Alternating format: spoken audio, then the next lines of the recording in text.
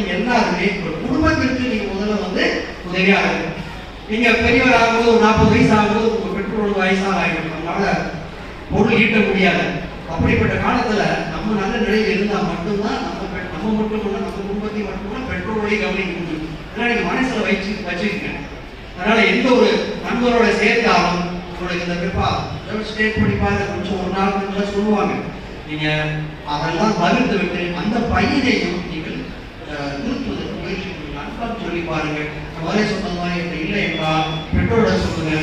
உங்களுக்கு அந்த source doctor சொன்ன மாதிரி அந்த போதைப்பொருள் எங்கே கிடைக்குது என்று கேட்டு அறிந்து கொண்டு அருகிலுள்ள காவல் நிலையத்துக்கு சென்று நீங்க அந்த இந்த இடத்துல அந்த கண்டிப்பாக பொருள் கிடைக்குதுன்னு சொல்லிட்டு காவல் நிலையத்துடைய நடவடிக்கைகள்லாம் இப்படி எல்லாரும் சேர்ந்து, எல்லாருங்கிறத விட நம்ம ஒவ்வொருவரும் நான் நீ எல்லாருமே சேர்ந்து இது ஒரு அவேர்னஸ். நம்ம மட்டும் போதைப்பொருள் இல்லை சார், நான் பர்ஃபெக்டாக இருக்கேன், நான் இந்த குடும்பம்